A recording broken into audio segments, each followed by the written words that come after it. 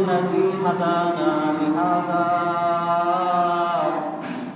وما كنا لنهتدي لولا أن هدانا الله لقد جاءت رسل ربنا بالحق ونشهد أن لا إله إلا الله وحده لا شريك له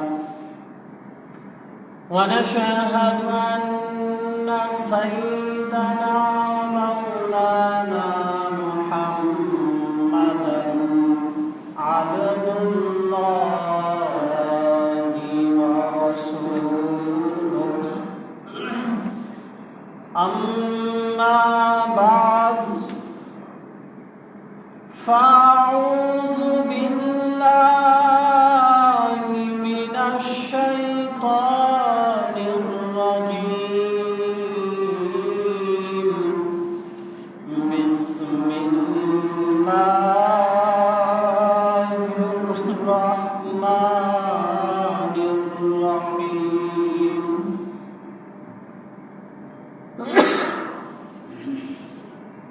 فأوحى إلى عبده ما أوحى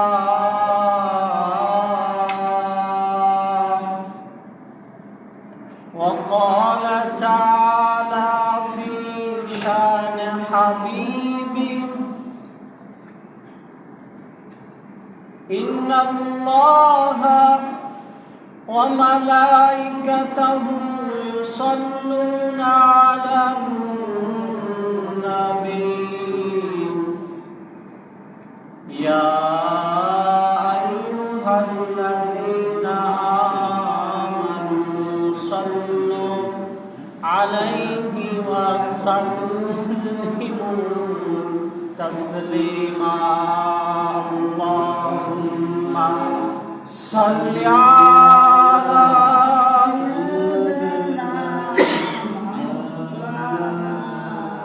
محمد وعلى آل سيدنا مولانا محمد اللهم صل على سيدنا مولانا محمد وعلى سيدنا مولانا محمد ছিলে কোথায় আছো কোথায় যাবার চলে কোন দেশে ছিলে কেমন আছো কেমন যাবার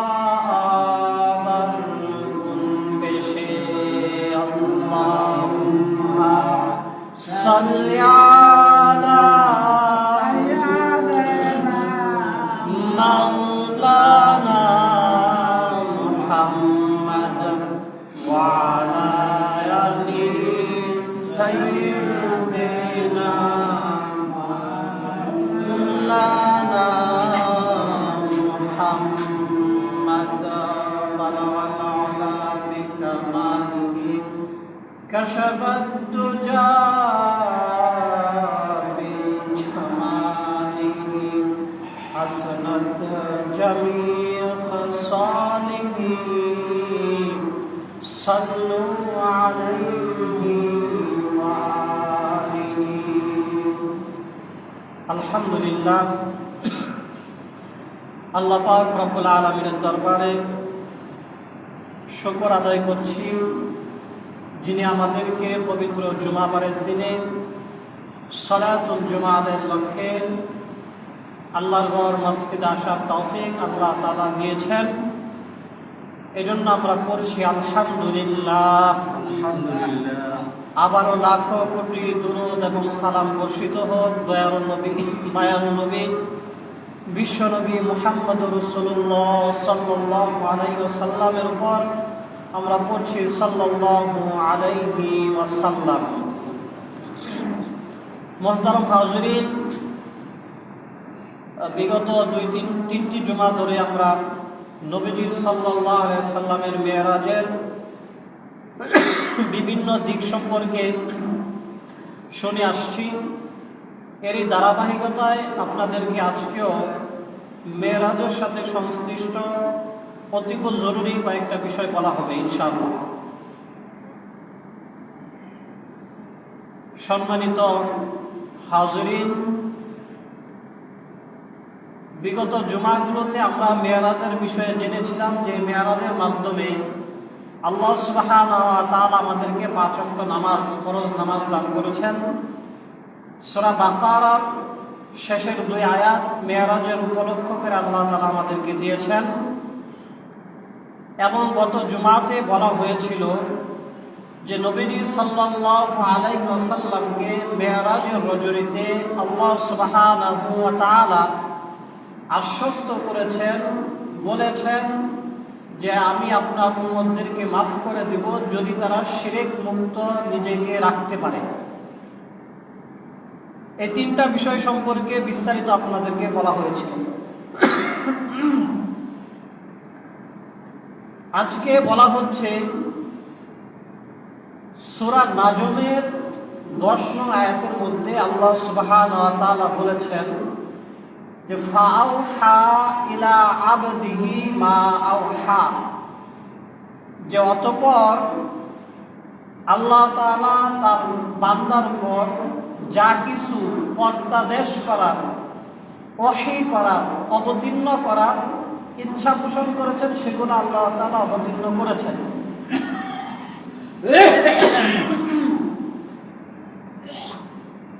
এই আয়াতে কারিমাতে বলা হয়েছে যে আল্লাহর যা কিছু ইচ্ছা আল্লাহ তাআলা নবীজিকে ওহীর মারফত জানিয়েছেন, কিন্তু কি কি সেগুলো বলা হয় নাই, বা কোন বিষয় সেগুলো বলা হয় নাই। তবে কেউ কেউ এই আয়াতকে সামনে রেখে একটা ব্যাখ্যা করেছেন যে অতঃপর আল্লাহ তাআলা তার বান্দা তথা মুহাম্মদ সাল্লাল্লাহু আলাইহি সাল্লামকে যা ইচ্ছা পর্দাদেশ করেছেন, অর্থাৎ সূরা বনী ইসরাঈলের 23 নং আয়াত থেকে নিয়ে 39 নং আয়াত পর্যন্ত 14টা কর্মসূচি নবীজি সাল্লাল্লাহু আলাইহি ওয়াসাল্লামের মাধ্যমে আমাদেরকে দেওয়া হয়েছে।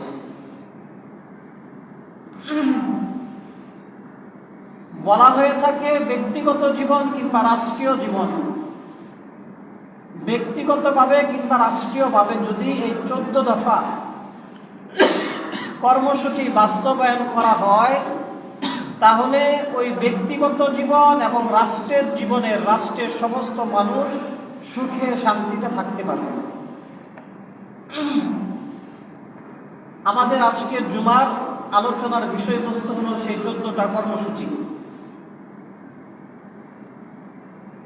আল্লাহ পাক রব্বুল আলামিন 14 দফা কর্মসূচি, সর্বপ্রথম কর্মসূচি যেটা সূরা বনী ইসরাঈলের 23 নং আয়াতের মধ্যে আল্লাহ তাআলা বলেন, وَقَضَى رَبُّكَ أَلَّا تَعْبُدُوا إِلَّا إِيَّاهُ। আল্লাহ পাক রব্বুল আলামিন মেরাজের রজনীতে নবীজি সাল্লাল্লাহু আলাইহি ওয়াসাল্লামকে বলে দিলেন যে হাবিব আমার, আপনাকে কিছু কর্মসূচি দান করা হচ্ছে, যেগুলো যদি আপনার উম্মত ব্যক্তিগত জীবন কিংবা রাষ্ট্রীয় জীবনে বাস্তবায়ন করতে পারে, তাহলে ব্যক্তিগত জীবনটা শান্তির এবং আল্লাহর হুকুম অনুযায়ী পরিচালিত হবে। অনুরূপভাবে আদর্শ সমাজ বিনির্মাণে, আদর্শ রাষ্ট্রকে আদর্শ হিসাবে গড়ে তুলতে চাইলে এই 14টা কর্মসূচি যদি কেউ বাস্তবায়ন করে কোন রাষ্ট্রে, তাহলে সেই রাষ্ট্রেও আল্লাহর পক্ষ থেকে শান্তির ফয়সালা করে দেওয়া হবে। ওই কর্মসূচির মধ্যে আল্লাহ বলেন, সর্বপ্রথম যেই বিষয়টা, যেই কর্মসূচিটাকে বাস্তবায়ন করতে হবে সেটা হলো, আপনাকে আদেশ করা হচ্ছে যে একমাত্র কেবলমাত্র শুধুমাত্র আল্লাহর ইবাদত করতে হবে, আর কারো ইবাদত করা যাবে না। ওয়াকাদা রাব্বুকা আল্লা তা'বুদু ইল্লা ইয়্যা, অর্থাৎ শুধুমাত্র আল্লাহর ইবাদত করতে হবে। এটা আল্লাহর পক্ষ থেকে নির্দেশ। এটা আল্লাহ আমাদের জন্য আবশ্যক করে দিয়েছেন, এটা আল্লাহ আমাদের জন্য ফরজ করে দিয়েছেন। ব্যক্তিগত জীবন, রাষ্ট্রীয় জীবন, সর্বক্ষেত্রে ইবাদত বন্দেগী শুধুমাত্র একমাত্র আল্লাহ তাআলার জন্যই করতে হবে, একমাত্র আল্লাহর হুকুমগুলোকে পালন করতে হবে। সর্বপ্রথম কর্মসূচি। দ্বিতীয় নম্বর কর্মসূচি আল্লাহ বলেন, وَبِالْوَالِدَيْنِ إِحْسَانًا। আল্লাহ বলেন, হাবিব আমার, দ্বিতীয় কর্মসূচি হলো আপনি আপনার উম্মতদেরকে এই কথাটা জানিয়ে দিবেন যে তোমাদের উপর আল্লাহ তাআলা দায়িত্ব করে দিয়েছেন, তোমরা তোমাদের পিতামাতার সাথে ভালো ব্যবহার করবে, তোমরা তোমাদের পিতামাতার সাথে নেক আচরণ করবে, পিতামাতার খিদমত করবে। এরপরে আল্লাহ সুবহানাহু ওয়া তাআলা সন্তানদের প্রতি অতিরিক্ত আরো কিছু দায়িত্বের বিষয়ে বলেছেন। আল্লাহ বলেন, তোমার বাবা মার একজন কিংবা দুইজন যারা বার্ধক্যে উপনীত হবে তাদের সেবা শুশ্রূষা করবে। তাদের সেবা করার ক্ষেত্রে কখনো মন খারাপ করবে না, এটাকে অতিরিক্ত মনে করবে না, বিরক্তির কারণ মনে করে উফিউ, এই উফ শব্দটা পর্যন্ত বাবা মার সাথে করবে না। وَقُلْ لَهُمَا قَوْلًا كَرِيمًا, এবং সন্তানদের প্রতি আল্লাহর নির্দেশ হলো বাবা মার সাথে নরম ভাষায় কথা বলবে, সহজ ভাষায় কথা বলবে। মুফাসসিরিনে কিরাম সহজ ভাষায়, নরম ভাষায় কথা বলার অনেকগুলো ব্যাখ্যা করেছেন। একটা ব্যাখ্যা হলো এমন যে বাবা মা যেই ভাষা বেশি ভালোভাবে বুঝে তাদের সাথে সেই ভাষায় কথা বলবে। হয়তো সন্তান বিদেশে থাকে কিংবা শহরে থাকে, বাবা মা গ্রামে থাকে, শহরের প্রমিত উচ্চারণে শুদ্ধ ভাষায় বাবা কথা বলতে পারেন না, বিদেশের বিদেশি ভাষা বাবা বুঝেন না, মা বুঝেন না, কথা বলতে পারেন না। এখন শিক্ষিত ছেলে, প্রবাসী ছেলে, সে যদি কথায় কথায় বাবার সাথে অতিরিক্ত শুদ্ধ ভাষায় কথা বলে, বিদেশি ভাষায় সন্তান কথা বলে, বাবার কাছে কথা বলতে ইতস্ত বোধ হবে, লজ্জা বোধ হবে। মুফাসসিরিনে কেরাম বলেন, বাবা মা যেই ভাষা, যেইভাবে কথা বলতে বেশি স্বাচ্ছন্দ্য বোধ করে, সন্তানরা বাবা মার সাথে সেইভাবে কথা বলবে। এটাই হলো আল্লাহর পক্ষ থেকে ওয়াকুল লাহুমা কওলান কারীমা এর অর্থ। এরপরে আল্লাহ সুবহানাহু ওয়া তাআলা সন্তানদেরকে আরো বলেন, ওয়াখফিদ লাহুমা জানাহায যুল্লি মিনার রাহমাহ। আল্লাহ বলেন, তোমাদের দয়ার দুইটা ডানা বাবা মার জন্য সম্প্রসারিত করে দিবে। আল্লাহ সুবহানাহু ওয়া তাআলা এই শব্দগুলোর মাধ্যমে সন্তানদের কত সুন্দর একটা শিক্ষা দিয়ে দিলেন যে তোমরা যেমন পাখিকে তার ছোট ছোট ছানাকে খাবার খাওয়ায়, তার ডানা দিয়ে কত সুন্দরভাবে আগলে ধরে রাখে বৃষ্টি থেকে, রোদ থেকে, বিভিন্ন ধরনের ক্ষতি থেকে তোমরা তোমাদের বাবা মাদের সেবা শুশ্রূষা করার ক্ষেত্রে পাখির উপমা আল্লাহ সুবহানাহু ওয়া তাআলা, ডানার উপমা আল্লাহ সুবহানাহু ওয়া তাআলা জন্যই দিলেন। একটা দুর্বল পাখি যদি তার সর্বস্ব দিয়ে তার ছোট ছানাগুলোকে আগলে রাখতে পারে, সন্তান কেন বাবা মাকে তার সব কিছু দিয়ে সেবা শুশ্রূষা করতে পারবে না? সন্তান কেন তার অর্থ বিত্ত দিয়ে বাবা মার খেদমত করতে পারবে না? দুর্বল পাখি যদি পারে, অবশ্যই সবল সন্তানরাও পারবে। আল্লাহ সুবহানাহু ওয়া তাআলা এজন্যই শব্দগুলোকে ব্যবহার করলেন এবং আল্লাহ আরো নির্দেশ দিয়ে দিলেন, ওয়াকুর রাব্বিরহামহুমা কামা রাব্বায়ানি সগীরা। এবং তোমরা তোমাদের বাবা মার জন্য আল্লাহর কাছে দোয়া করবে, আয় রব, আয় আল্লাহ, আমাদের বাবা মাকে ওই রকম রহমত এবং দয়া আপনার পক্ষ থেকে দান করুন, যেই রকম দয়া বাবা মা আমাদের ছোটবেলায় আমাদের সাথে করেছিলেন। অর্থাৎ আমরা যখন ছোট ছিলাম, নাবালক ছিলাম, অবুঝ ছিলাম, এক কথা বারবার বলে বলে বাবা মাকে বিরক্ত করতাম। বাবা মার স্বার্থ এবং সামর্থ্যের চাইতে অতিরিক্ত আবদার বাবা মার কাছে করতাম। আমাদের কোনো কিছু প্রয়োজন হইলে আমাদের চাওয়ার আগেই বাবা মা ব্যবস্থা করে রাখতেন। আমাদের শৈশবে যেই রকম সব কিছু আমাদের অজান্তেই বাবা মা ব্যবস্থা করে রাখতেন, আয় আল্লাহ, ওই রকম আমাদের বাবা মা হয়তো কবরে চলে গেছে। এখন কবরে বাবা মার জন্য বিছানার প্রয়োজন হবে, কবরে অন্ধকার বাবা মার বাতির প্রয়োজন হবে, কবরে একটা পাতলা কাপড়ে দীর্ঘদিন আগে বাবা মাকে দাফন করা হয়েছে, বাবা মার পোশাকের প্রয়োজন হবে। কবরের পরে হাসরের মাঠ আসবে, মিজানের পাল্লা আসবে, পুলসিরাত আসবে।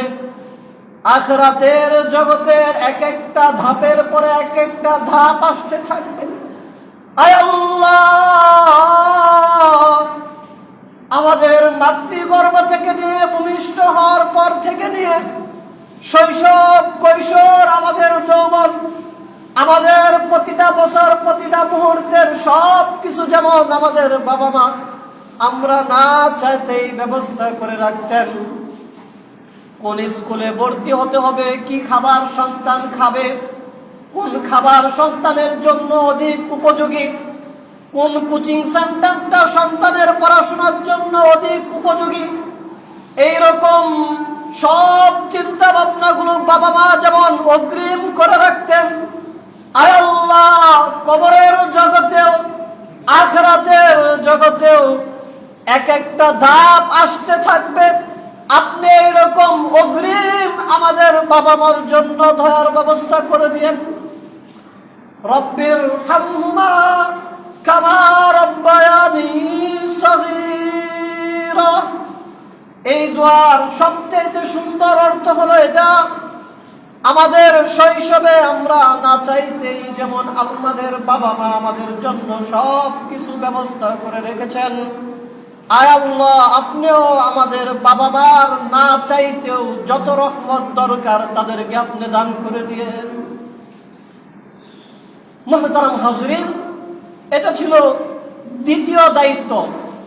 প্রথম দায়িত্ব একমাত্র আল্লাহর ইবাদত করা, দ্বিতীয় দায়িত্ব বাবা মার সেবা করা, খেদমত করা। মুহতারাম হাজরিন, আল্লাহ এই দুইটা দায়িত্ব দেওয়ার পরে আমাদেরকে আল্লাহ একটু নসিহত করতেছেন।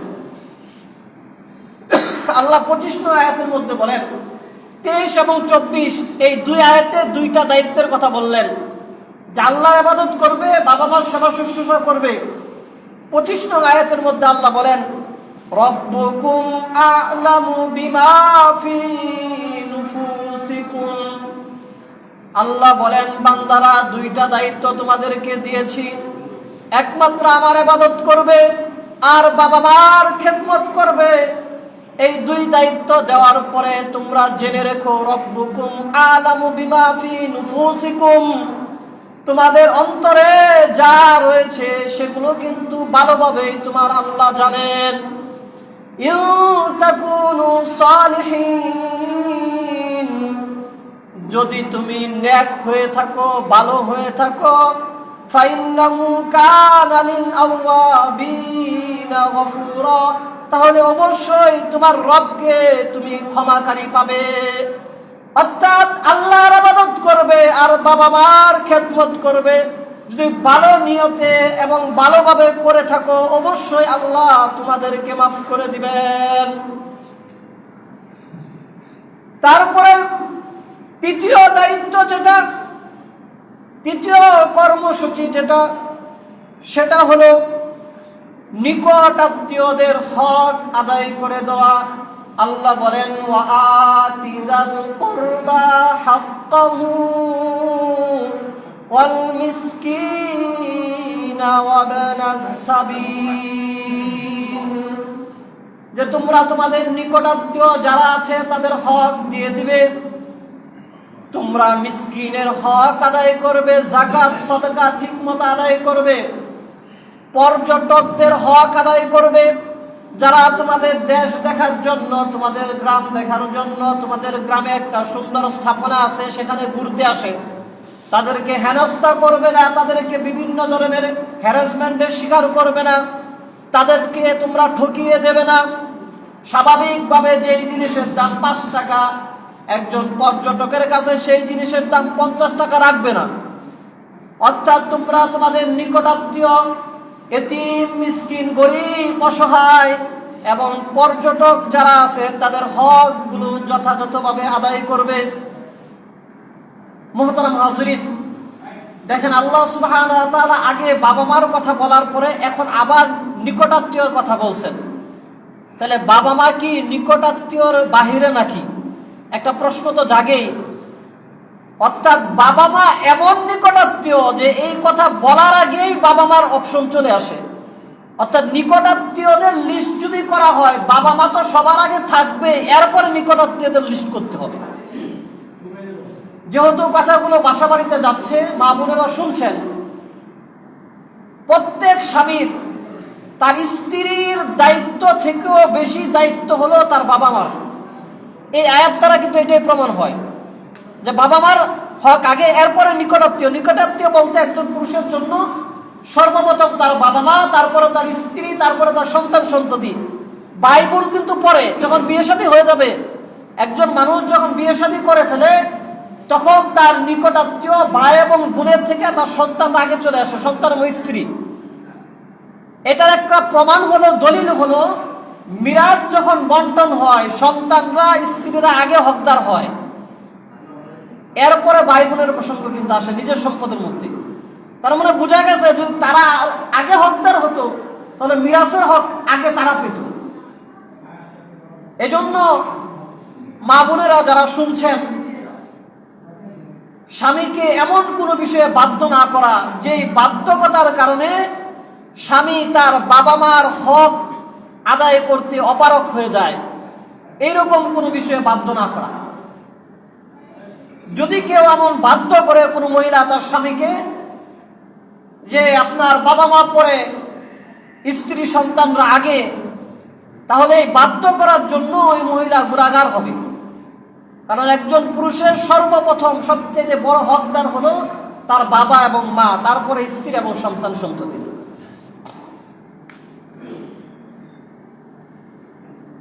এটা হলো আল্লাহ তাআলার পক্ষ থেকে তৃতীয় কর্মসূচি। অর্থাৎ নিকটাত্মীয়দের হক ঠিকমতো আদায় করতে হবে। চতুর্থ কর্মসূচি হলো আল্লাহ সুবহানাহু ওয়া তাআলা বলেন, ওয়ালা তুবাযজির তাবযীরা, তোমরা অপচয় করবে না। কেন অপচয় করবে না আল্লাহ সুবহানাহু ওয়া তাআলা আবার নসিহত করতেছে। আল্লাহ বলেন, ইন্নাল মুবাযজিরিনা কানু ইখওয়ানাশ শায়াতিন। আল্লাহ তাআলা বলেন, আমি তোমাদেরকে নির্দেশ দিলাম তোমরা অপচয় করবে না। যতটুকু প্রয়োজন ততটুকু খরচ করবে, কেননা যদি তোমরা অপচয় করো নিশ্চয় অপচয়কারীরা হলো শয়তানের ভাই। এখন আমরা তো আসলে শয়তানকে সেটা নাও জানতে পারি, আল্লাহ আবার শয়তানের পরিচয় দিতেছে। আল্লাহ বলেন ওয়াকানা শাইতানু লিরাব্বিহি কাফুরা। অপচয়কারী শয়তানের ভাই পরিচয় দেওয়ার পরে খুব বেশি খুশি হইও না। একজন সন্ত্রাসীর সাথে তার সম্পর্ক আছে, এজন্য খুশি হওয়ার কিছু নাই। একজন ফাঁসির আসামির সাথে সম্পর্ক ভালো, এজন্য খুশি হওয়ার কিছু নাই। অনুরূপ শয়তানের ভাই হয়ে গেছে, খুশি হওয়ার কিছু নাই। শয়তান তো হলো তার রবের সবচেয়ে অকৃতজ্ঞ। অত শয়তান খুব ভালো মানুষ না। সুতরাং তুমি যদি অপচয় করো তাহলে তুমি শয়তানের ভাই হয়ে যাইবা, একটা খারাপ মানুষের ভাই হইবা, একটা খারাপ লোকের খারাপ ব্যক্তির ভাই হয়ে যাইবা। এজন্য অপচয় করা যাবে না। এই যে আত্মীয় স্বজনের হক আদায় করার কথা আল্লাহ তাআলা বললেন, এরপরে অপচয় না করতে বললেন। এই দুইটা কথা বলার পরে আল্লাহ তাআলা আমাদেরকে আরেকটা উপদেশ দিতেছেন। আল্লাহ বলেন ওয়াইম্মা তুরিদান্না আনহুম, এখন যদি কখনো তোমাদের আত্মীয় স্বজনের হক আদায় করতে তোমরা বাধাগ্রস্ত হও, কেন? ইবতিগা রাহমাতিম মির রাব্বিকা তারজুহা, অর্থাৎ এমন একটা সময় আত্মীয় স্বজন কেউ কোনো কিছু চাইছে যে সে এখন হজে যাবে, টাকা তো আছেই কিন্তু হজে গেলে একটু বড় অঙ্কের খরচ হবে। সে বলবো আমি তখন আল্লাহর হুকুম পালন করতে হজে যাব, তুমি হজ থেকে আসি আর পরে তোমার বিপদটাকে দেখবো। আল্লাহ তাআলা বলেন যদি কখনো তোমরা আত্মীয়তার হক আদায় করতে কিংবা পর্যটকের হক আদায় করতে, মিসকিনকে দান করার ক্ষেত্রে অপারগ হও, না করতে চাও, কেন? আল্লাহর বড় কোনো রাজি সন্তুষ্টির কাজ করার জন্য, তথাপি ফাকুল লাহুম কওলান মায়সুরা, তোমরা তাদের সাথে নরমভাবে এই বিষয়টা বলে দিবে, খারাপ আচরণ করবে না। যে এই কথা বলবে না যে হ্যাঁ আমি হজ করতে যাবো, এখন টাকা পয়সা একটু গুছাইছি, বুঝছো তো হজ করতে যাবো, টাকা নিতে আইছো, এইরকম খারাপ আচরণ করবে না। আল্লাহ তাআলা কত সুন্দর আচরণ আমাদেরকে শিখাইয়া দিলেন, নির্দেশও দিলেন, আবার আচরণও শিখাইয়া দিলেন, ক্ষতি লাভ সেগুলো বলে দিলেন। সুবহানাল্লাহ। এরপর আল্লাহ সুবহানাহু ওয়া তাআলা বলেন যে অপচয় যেমন করবে না, পঞ্চম নাম্বার হলো তোমরা মৃত ব্যয় হবে। ব্যয় করার ক্ষেত্রে মধ্যম পন্থা অবলম্বন করবে। আল্লাহ বলেন ওয়ালা তাজআল ইয়াদাকা মাগলুলাতান ইলা উনুকিকা, যে তোমরা তোমাদের হাতকে গলার কাছে গুটায় নিবে না, অর্থাৎ অনেক বেশি কৃপণতা করবে না। ওয়ালা তাবসুতহা কুল্লাল বাসত, এবং মুক্ত হস্তে শুধু দান করবে আর খরচ করবে, এমনটাও করবে না।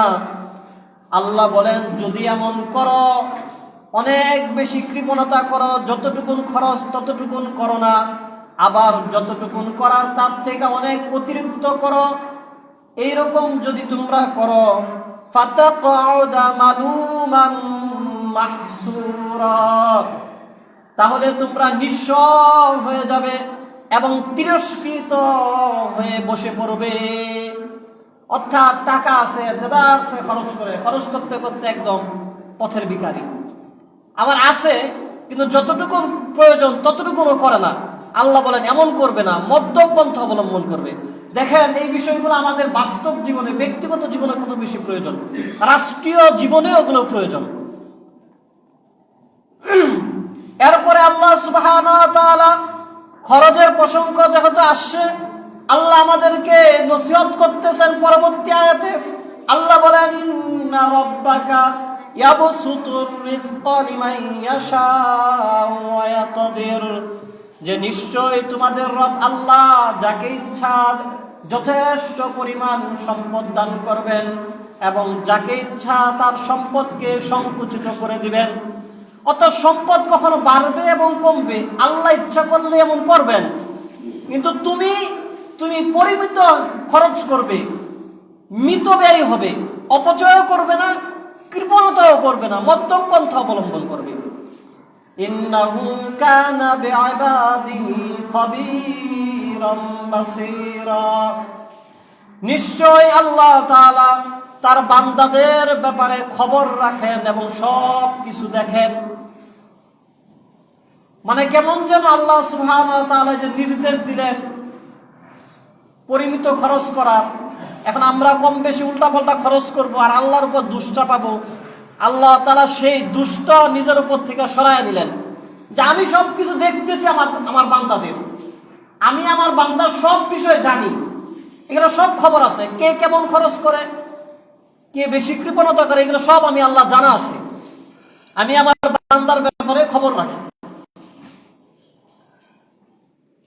এরপর আল্লাহ সুবহানাহু ওয়া তাআলা ৬ষ্ঠ নম্বর কর্মসূচি আমাদেরকে দিয়েছেন, সেটা হলো ওয়ালা তাকতুলু আওলাদাকুম খাশিয়াতা ইমলাক। আল্লাহ তাআলা বলেন যে তোমরা অভাবের ভয়ে তোমাদের সন্তানদেরকে হত্যা করবে না। নাহনু নারযুকুহুম ওয়া ইয়্যাকুম, আমি তাদেরকেও রিজিক দান করব যেমন তোমাদেরকেও আমি আল্লাহ রিজিক দান করি।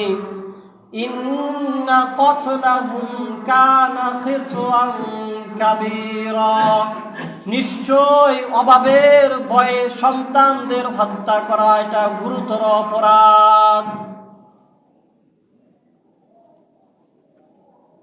অনেক সময় দেখা যায় যে হাসপাতালের বেডে বাচ্চাকে রাইখা মা পালায়া যায়। অনেক সময় বিভিন্ন জায়গায় ফুটপাতে নাবালক সদ্য ভূমিষ্ঠ বাচ্চাদেরকে পাওয়া যায়।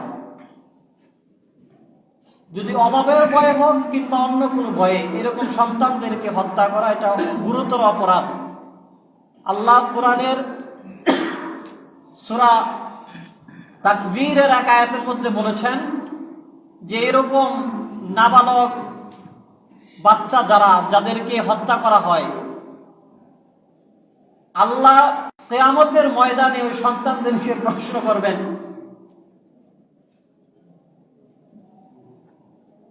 ওই নাবালক বাচ্চাদেরকে আল্লাহর পক্ষ থেকে প্রশ্ন করা হবে যে বিআই জামবিন কুতিলাত ওয়া ইযাল মাউউদাতু সুইলাত, যে ওই ভূমিষ্ঠ বাচ্চাদেরকে, ছোট ছোট নাবালক শিশুদেরকে প্রশ্ন করা হবে বিআই জামবিন কুতিলাত, যে তোমাদেরকে কেন হত্যা করা হয়েছিল।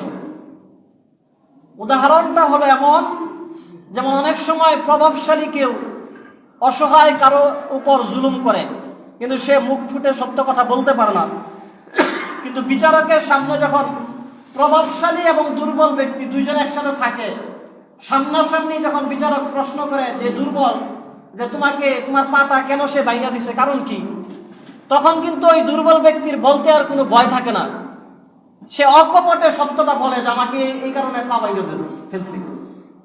অনুরূপ ঘটনাটাই ঘটবে ছোট বাচ্চাদের ক্ষেত্রে।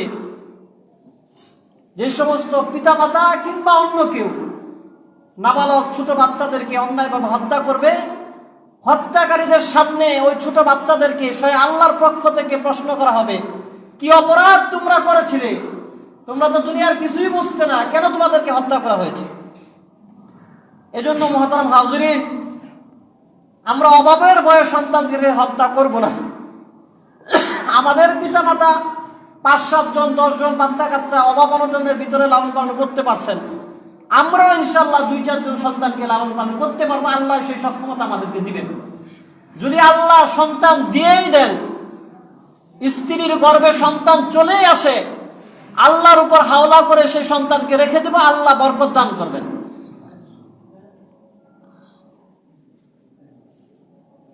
মুহতারাম হাজিরিন, ৭ম নম্বর কর্মসূচি আল্লাহ সুবহানাহু ওয়া তাআলা আমাদেরকে যেটা দিচ্ছেন সেটা হলো ওয়ালা তাকরাবুজ জিনা, যে তোমরা জিনার কাছেও যাবে না, তোমরা জিনার কাছেও যাবে না। ইন্নাহু কানা ফাহিশা, কেননা জিনা ব্যভিচার হলো এটা অশ্লীল বিষয়, এটা খারাপ বিষয়। ওয়াসাআ সাবিলা, এবং এই জিনার কারণে খারাপ অনেক বিষয়ের রাস্তা খুলে যায়। দেখা যাবে অনেক সময় তো মানুষ ওই যে আলেম সমাজ বা ইসলামকে হায়া করার জন্য অনেক সময় প্রশ্ন করা হয় যে হুজুররা এরা হচ্ছে ধর্ম ব্যবসায়ী। আসলে ধর্ম ব্যবসায়ী হুজুররা না, ধর্ম ব্যবসায়ী হলে যারা ধর্মের নাম নিয়ে অধর্ম বিক্রি করে তারা হচ্ছে ধর্ম ব্যবসায়ী। ধর্মের নাম নিয়ে যদি ধর্মের কথা বলা হয় তাহলে তো ধর্ম ব্যবসায়ী না। হুজুররা হয়তো বলছে যে তুমি নামাজ পড়ো, রোজা রাখো, আল্লাহ তোমাকে জান্নাত দান করবেন। যদি কেউ বলে যে হুজুররা এই কথা বলছে যে হুজুররা ধর্ম ব্যবসায়ী, এটা তো মিছা কথা না। ধর্ম ব্যবসায়ী তখন হবে যখন ঈদ উপলক্ষে একটা মুসলমানের পবিত্র জিনিস, ঈদ উপলক্ষে ঈদের ছবি, তাহলে পবিত্র জায়গায় অপবিত্র বিষয় চালানো হচ্ছে, এটা হবে ধর্ম ব্যবসায়ী। ধর্মের নামে অধর্ম প্রচার, সেটা হবে ধর্ম ব্যবসায়ী। আল্লাহ সুবহানাহু এখানে জিনা করা এই বিষয়ে কিন্তু আল্লাহ সুবহানাহু ওয়া তাআলা বলেন, আল্লাহ বলছেন জিনার দ্বারে তোমরা যাবে না। অর্থাৎ যেই জিনিস ব্যভিচার করতে দর্শনের প্রতি মানুষকে আকৃষ্ট করে ওই জায়গা যাবে না। এজন্য আমরা যদি এমন করি যে একদম খুললাম খোলা কনসার্ট হবে, নারী পুরুষের অবাধ বিচরণ, বিবাহ বহির্ভূত নারী পুরুষ একসাথে অবাধ মিলামেশা, আর আমরা যদি নারীর নিরাপত্তার জন্য স্লোগান দেই, এটা বাস্তবায়ন হবে না। আল্লাহ বলে দিয়েছে ওয়াসাআ সাবিলা, যখন একসাথে নারী পুরুষ অবাধভাবে চলবে তখন এর দ্বারা গুনাহের রাস্তা উন্মোচিত হয়ে যাবে, খারাপ কাজের রাস্তা প্রকাশ পেয়ে যাবে, অশ্লীলতা ছড়াবে। এজন্য নারীর সিকিউরিটির জন্য, নারীদের মর্যাদাকে সমুন্নত রাখার জন্য নারী পুরুষের অবাধ মিলামিশা এগুলো বন্ধ করে দিতে হবে। এরপরে আল্লাহ সুবহানাহু ওয়া তাআলা নবীজির মাধ্যমে আমাদেরকে অষ্টম কর্মসূচি সেটা দান করেছেন, তা হলো ওয়ালা তাকতুলুন নাফসাল্লাতী হারামাল্লাহু ইল্লা বিল হক। আল্লাহ সুবহানাহু ওয়া তাআলা বলেন তোমরা অন্যায়ভাবে খুন খারাপি করবে না, অন্যায়ভাবে কোন মানুষকে হত্যা করবে না। ওয়ামান কুতিলা মাজলুমান ফাকাদ জাআলনা লিওয়ালিহি সুলতানা। আল্লাহ বলেন যদি কাউকে অন্যায়ভাবে হত্যা করা হয় তাহলে তার পরিবারকে এই অধিকার দেওয়া হবে কিসাস নেওয়ার, অর্থাৎ হত্যার পরিবর্তে সে হত্যা করতে পারবে, এই অধিকার ওই পরিবারকে দেওয়া হবে। ফালা ইউসরিফ ফিল কতল, তবে তারা যেন এই হত্যার বিধান বাস্তবায়ন করার ক্ষেত্রে কোনো ধরনের বাড়াবাড়ি না করে। ইন্নাহু কানা মানসুরা। আল্লাহ সুবহানাহু ওয়া তাআলা বলেন যারা অন্যায়ভাবে নিহত হয়েছে, অন্যায়ভাবে নিহত হলো, তাদের প্রতি আল্লাহর পক্ষ থেকে সাহায্য দান করা হবে। নবম নাম্বার কর্মসূচি আল্লাহ সুবহানাহু ওয়া তাআলা আমাদেরকে যেটা দিয়েছেন তা হলো ওয়ালা তাকরাবু মালাল ইয়াতীম ইল্লা বিল্লাতী হিয়া আহসান। আল্লাহ বলেন তোমরা এতিমের মালের দ্বারেও যাবে না, তবে যেতে পারো ভালো নিয়তে, যে এখনো তারা এতিম, তারা তাদের সম্পদগুলোকে রক্ষণাবেক্ষণ করতে পারে না, এইরকম ভালো নিয়তে যেতে পারো। তবে তারও একটা মূলনীতি রয়েছে, তা হলো হাত্তা ইয়াবলুগা আশুদ্দা, যখন এতিম সন্তান প্রাপ্ত বয়স্ক হয়ে যাবে, তার সম্পদ সে নিজে রক্ষণাবেক্ষণ করার মতো সক্ষম হয়ে যাবে, তখন তার সম্পদগুলো তাকে বুঝিয়ে দিতে হবে। এতিমের সম্পদ আল্লাহ সুবহানাহু ওয়া তাআলা এতিমের সম্পদ খাওয়া, জবরদখল করা সেগুলো তো নিষেধ করলেনই, তবে সাথে সাথে সুন্দর দুইটা কথা বললেন যে হ্যাঁ তোমার বাতিজা হয়তো ভাই আগে মারা গেছে, বোন হয়তো বা আগে মারা গেছে, বাগিনারা আছে, এখন তারা তো ছোট, তারা তাদের সম্পদগুলোকে হেফাজত করতে পারবে না। এখন তুমি হেফাজত করার নিয়তে তাদের সম্পদগুলো দেখভাল করতে পারো, তবে এটাও ওই সময় পর্যন্ত, যতক্ষণ পর্যন্ত বাতিজারা ছোট থাকে, তারা যখন প্রাপ্তবয়স্ক হয়ে যাবে তাদের সম্পদ তাদেরকে বুঝিয়ে দিতে হবে। নবীজি সাল্লাল্লাহু আলাইহি সাল্লামের যুগে অনেক সময় এমন করা হতো, তখন আল্লাহ তাআলা এই বিধানগুলো দিয়েছেন এবং কিয়ামত পর্যন্ত এই বিধানগুলো বলবৎ থাকবে। এরপর আল্লাহ সুবহানাহু ওয়া তাআলা 10 নম্বর কর্মসূচি আমাদেরকে যেটা দিয়েছেন তা হলো ওয়া আউফু বিল আহদ। আল্লাহ বলেন তোমরা তোমাদের অঙ্গীকারগুলোকে পূরণ করবে। তোমরা যখন যে অঙ্গীকার করো সেই অঙ্গীকারগুলোকে পূরণ করবে। ইন্নাল আহদা কানা মাসউলা, কেননা নিশ্চয় অঙ্গীকার সম্পর্কে প্রশ্ন করা হবে। অনেক সময় এমন হয় যে নির্বাচনের আগে এসে বিভিন্ন ধরনের কমিটমেন্ট করে যায় যে পাশ করলে এই দিব, তারপর পাশ করার পরে মনে করেন এই কয়েক বছর পর্যন্ত আর তাদের চেহারাও দেখা যায় না। এটা একটা তো হলো তাদের উদাহরণ। এরকম অন্য অন্য ক্ষেত্রেও যদি কেউ কখনো কোনো ধরনের অঙ্গীকারাবদ্ধ হয়, আল্লাহ বলেন তোমরা অঙ্গীকার দিলে তোমাদের সেই অঙ্গীকারগুলোকে পূরণ করবে। এটা ব্যক্তিগত জীবনে হোক কিংবা রাষ্ট্রীয় জীবনে হোক, অঙ্গীকারগুলোকে পূরণ করবে। যদি তোমরা তোমাদের অঙ্গীকারগুলোকে পূরণ না করো, নিশ্চয়ই আল্লাহর পক্ষ থেকে এই অঙ্গীকার সম্পর্কে প্রশ্ন করা হবে। এরপর আল্লাহ সুবহানাহু ওয়া তাআলা 11 নম্বর যে দায়িত্ব আমাদেরকে দিয়েছেন তা হলো, 11 নম্বর যে কর্মসূচি আল্লাহর পক্ষ থেকে আমাদেরকে দেওয়া হয়েছে তা হলো ওয়া আউফুল কাইলা ইযা কিনতুম।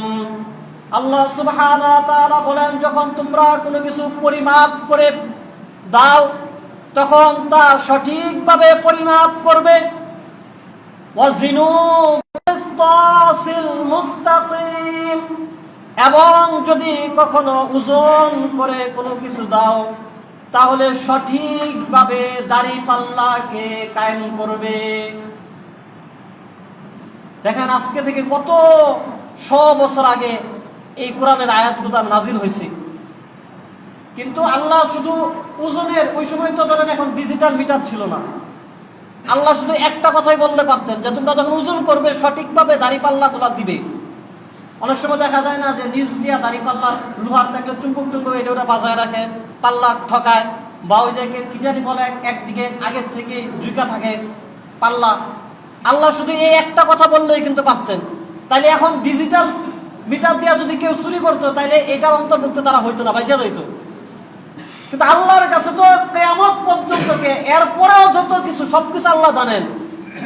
এজন্য আল্লাহ সুবহানাহু ওয়া তাআলা কেমন করে বলে দিলেন যে পরিমাপ যদি কখনো কোনো কিছু দেয়া করো, যেমন ডিজিটাল মিটার, তখনও তোমরা সঠিকভাবে করবে। ওজন যদি দাঁড়িপাল্লার মাধ্যমে করো, দাঁড়িপাল্লাটা সঠিকভাবে ঝুলাবে, একদিকে যেন কাত হয়ে না থাকে, ঠকাবে না। এরপর আল্লাহ তাআলা বলেন যালিকা খায়রুন ওয়া আহসানু তা'ওয়িলা। আল্লাহ বলেন তোমরা যদি সঠিকভাবে ওজন করো, সঠিকভাবে পরিমাপ করো, এটা তোমাদের জন্য উত্তম হবে এবং এর পরিণামও তোমাদের জন্য উত্তম হবে। অর্থাৎ দুনিয়াতেও আল্লাহ তোমাদেরকে বরকত দান করবেন, আখিরাতেও সঠিকভাবে মাপ দেওয়ার জন্য আল্লাহ তাআলা তোমাদেরকে পুরস্কৃত করবেন। এরপর আল্লাহ সুবহানাহু ওয়া তাআলা 12 নম্বর দায়িত্ব আমাদেরকে যেটা দিয়েছেন তা হলো যে ওয়ালা তাকফু মা লাইসা লাকা বিহি ইলম।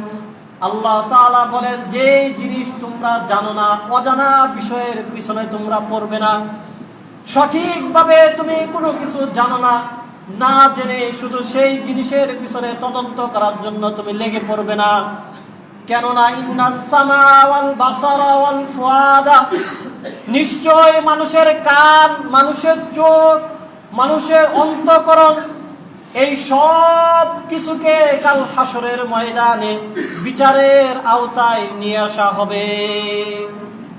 এই আধুনিক যুগে যেটা হয়, অর্থাৎ কোন জায়গায় মনে করেন আগুন লাগে নাই, আপনি স্ট্যাটাস দিয়ে দিলেন যে আগুন লেগে গেছে। কেউ মারা যায় না, স্ট্যাটাস দিয়ে দিলেন সে ব্যক্তি মারা গেছে। সঠিকভাবে কোনো কিছু না যায় নাই সেই জিনিসের পিছনে পড়া, এগুলো তো চোখের মাধ্যমেই হয়, কানের মাধ্যমেই হবে, বা ধারণা করে এরকম তো দেখছিলাম, সঠিক খবর এখনো নাই, বাস দিয়ে দিল একটা কিছু বলে ফেললো কিংবা লিখে দিল স্ট্যাটাস, এর দ্বারা ওই ব্যক্তির সম্মানহানি হয়ে গেল। যেমন করোনার সময় আমরা অনেক সময় দেখছি একজনের করোনা হয় না, স্ট্যাটাস দিয়ে দিয়েছে আর করোনা হয়ে গেছে। এটা নিয়ে ওই পরিবারটা পরে একটা মানে হেনস্থার শিকার, বা ওনারা একটা কঠিন সময় অতিবাহিত করছেন এবং কঠিন হয়ে গেছে। আল্লাহ তাআলা বলেন এরকম যেই বিষয় তোমাদের সঠিকভাবে জানা নাই সেই বিষয় তোমরা করবে না, এটা তোমাদের জন্য 12তম কর্মসূচি। 13 নম্বর কর্মসূচি আল্লাহ সুবহানাহু ওয়া তাআলা বলেন যে ওয়ালা তামশি ফিল আরদি মারহা, যে তোমরা জমিনের উপরে অহংকার করে চলবে না। আল্লাহ তোমাদেরকে শক্তি দান করেছেন, ক্ষমতা দান করেছেন, অর্থ কিংবা বিত্ত দান করেছেন, এগুলো পেয়ে তোমরা জমিনের উপরে অহংকার করবে না। আল্লাহ কত সুন্দর দৃষ্টান্ত আয়াতের শেষে দিয়েছেন। আল্লাহ বলেন ইন্নাকা লাউ তাখরিকাল আরদা, যে নিশ্চয় তুমি যতই অহংকার করো জমিনের উপরে, তোমার এই অহংকারের কারণে জমিনটা ফেটে যাবে না। তুমি অহংকার করে জমিনকে ফাটাতে পারবে না। অহংকার করে লাভ কি? ওয়ালাউ তাবলুগাল জিবালা তুলা, আল্লাহ বলেন অহংকার করে তুমি পাহাড়ের উপরেও চলে যেতে পারবে না, পাহাড়ের মতো বড় হয়ে যেতে পারবে না, জমিনকে ফাটিয়েও দিতে পারবে না অহংকার করে। সুতরাং জমিনের উপর তুমি অহংকার করবে না। এটা 13 নম্বর কর্মসূচি আল্লাহর পক্ষ থেকে আমাদেরকে দেওয়া হয়েছে। এরপর আল্লাহ তাআলা বলেন যে কুল্লু যালিকা কানা সাইয়্যুহু ইনদা রাব্বিকা মাকরুহা। আল্লাহ বলেন এই যে 13টা বিষয় তোমাদেরকে বলা হলো, এই সবগুলোই খারাপ বিষয়, এই সবগুলোই খারাপ। ইনদা রাব্বিকা মাকরুহা, এবং এই সবগুলোই আল্লাহর কাছে অপছন্দের। এরপরে আল্লাহ তাআলা আরো বলেন যালিকা মিম্মা উহা ইলাইকা রাব্বুকা মিনাল হিকমা। আল্লাহ বলেন হে নবী, আপনাকে ওহীর মাধ্যমে এই যে বিষয়গুলো জানানো হলো, এগুলো সাধারণ কোনো কথা না, এগুলো খুব জ্ঞানের কথা। এই কথাগুলো যদি কোনো ব্যক্তি ব্যক্তিগত জীবনে বাস্তবায়ন করে, কিংবা কোনো সমাজ কিংবা কোনো রাষ্ট্রে যদি এই বিষয়গুলোকে বাস্তবায়ন করতে পারে, তাহলে ওই ব্যক্তিগত জীবনটাও শান্তির হয়ে যাবে, ওই সমাজ এবং রাষ্ট্রটা আদর্শ রাষ্ট্র হয়ে যাবে। এরপরে 14 নম্বর কর্মসূচি আল্লাহ সুবহানাহু ওয়া তাআলা দিলেন। একটা কর্মসূচি আল্লাহ তাআলা দেন, আবার আমাদেরকে কিছু কিছু ওয়াজ করেন যাতে আমরা বিষয়টা ভালোভাবে বুঝি। 14 নম্বর কর্মসূচি আল্লাহ বলেন যে ওয়ালা তাজআল মা'আল্লাহি ইলাহান আখার, অর্থাৎ আল্লাহ তাআলার সাথে কাউকে শরীক করবে না। ওয়ালা তাজআল মা'আল্লাহি ইলাহান আখার, আল্লাহ তাআলার সাথে কাউকে শরীক করবে না। এই যে বিষয়টা, এটা সামান্য কোনো বিষয় না, এটা প্রত্যেকটা মুসলমান ইমানদারের ইমানের সর্বপ্রথম বিষয়। আমরা যেমন কালিমা তয়্যিবার মধ্যে পাঠ করে থাকি লা ইলাহা ইল্লাল্লাহু মুহাম্মাদুর রাসূলুল্লাহ, সেখানে আমরা বলি লা ইলাহা ইল্লাল্লাহ। আল্লাহ এখানে বললেন ওয়ালা তাজআল, লা তাজআল মা'আল্লাহ, আল্লাহর সাথে শরীক করবে না। লা ইলাহা ইল্লাল্লাহ, আল্লাহ ছাড়া কোনো ইলাহ নাই, এখানে আল্লাহ তাআলার সাথে কাউকে শরীক করবে না। বাবা আদম আলাইহিস সালাম থেকে নিয়ে ঈসা আলাইহিস সালাম পর্যন্ত যত নবী এবং রাসূল দুনিয়াতে এসেছেন, প্রত্যেক নবী কিন্তু মানুষকে এই দাওয়াতের ব্যাপারে কারো কোনো দ্বিমত ছিল না। আদম আলাইহিস সালাম বলেছেন লা ইলাহা ইল্লাল্লাহ, ইব্রাহিম, নূহ, ঈসা মুসা সহ যত নবী আলাইহিস সালাম দুনিয়াতে এসেছেন, যত রসুল দুনিয়াতে এসেছেন, সবাই বলেছেন লা ইলাহা ইল্লাল্লাহ। এই কথার সাথে কারো কোনো দ্বিমত ছিল না যে আল্লাহ তাআলা ছাড়া ইবাদতের উপযুক্ত কেউ নাই, এবং এইখানে কাউকে শরীক করা যাবে না, অর্থাৎ শিরক মুক্ত থাকতে হবে। পরের অংশ যেটা আমরা যেন মুহাম্মদ রাসূলুল্লাহ বলি, ইব্রাহিম আলাইহিস সালাম ইব্রাহিম খলিলুল্লাহ, মুসা আলাইহিস সালাম মুসা কালিমুল্লাহ, ঈসা রূহুল্লাহ, আদম সফিউল্লাহ, এরকম বিভিন্ন শব্দ বলা হতো। কিন্তু ইমানের প্রাথমিক বিষয় যেটা, এইখানে কোনো নবী এবং রাসূলের সাথে দ্বিমত ছিল না, অর্থাৎ সবাইকে শিরক মুক্ত থাকতে হবে, আল্লাহ তাআলার সাথে কাউকে অংশীদার করা হবে না। মুহতারাম হাজিরিন, এই 14টা কর্মসূচি আল্লাহ সুবহানাহু ওয়া তাআলা মেরাজের মাধ্যমে নবীজিকে দিয়ে আমাদেরকে দিয়েছেন। আমরা যদি আমাদের ব্যক্তিগত জীবনেও আমরা অপচয় মুক্ত থাকি, আমরা মিতব্যয়ী হই, বাবা মার খেদমত করি, অহংকার মুক্ত থাকি, অন্যায়ভাবে মানুষকে হত্যা করা থেকে নিজেদেরকে বাঁচিয়ে রাখি, জেনা ব্যভিচার থেকে অশ্লীলতা থেকে নিজেদেরকে বাঁচিয়ে রাখি, এগুলো করলে দেখবেন আমাদের ব্যক্তিগত জীবনও সুন্দর হবে। আর যদি সমাজ এবং রাষ্ট্রে বাস্তবায়ন করা যায়, তাহলে ওই সমাজ এবং রাষ্ট্র অবশ্যই আদর্শ সমাজ এবং রাষ্ট্র হয়ে যাবে। আল্লাহ সুবহানাহু ওয়া তাআলা সমাজে বাস্তবায়ন করতে না পারলেও আমাদের সবার ব্যক্তিগত জীবনে যেন আল্লাহ তাআলা এই 14টা কর্মসূচি বাস্তবায়ন করার তৌফিক দান করে। আমিন। যারা পরে আসি ইনশাআল্লাহ 4 রাত কবুল করুন।